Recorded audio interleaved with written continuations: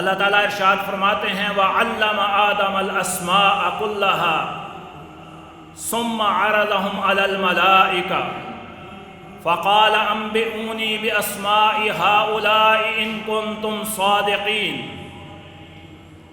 یہ وہ آیت کے الفاظ ہیں جہاں تعلیم کی بڑائی بیان کی جا رہی ہے۔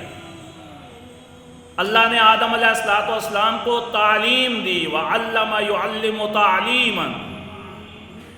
یہ اللہ تعالیٰ نے الفاظ استعمال کیے ہیں وَعَلَّمَ آدَمَ الْأَسْمَاءَ۔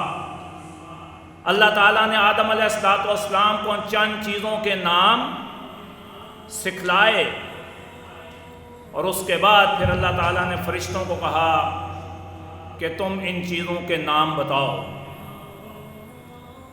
اور جب فرشتوں کو ان چیزوں کے نام بتانے کے لیے کہا گیا تو انہوں نے کیا جواب دیا؟ قالوا سبحانک۔ یہ جو سبحانہ کا لفظ استعمال ہوتا ہے اس جگہ ہوتا ہے کہ جہاں اللہ تعالیٰ کی ذات تو سب کچھ جانتی ہے، اس کے مقابلے میں آنے والا کچھ نہیں جانتا۔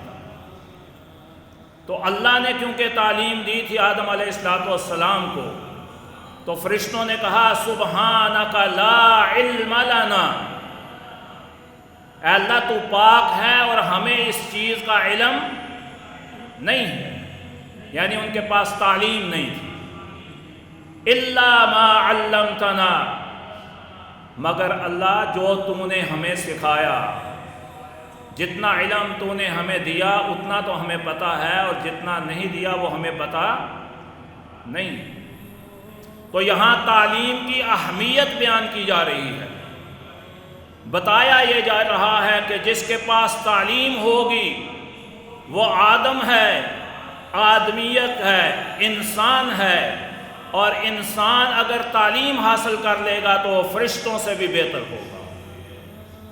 فرشتوں سے بہتر ہے انسان بننا، مگر اس میں پڑتی ہے محنت زیادہ۔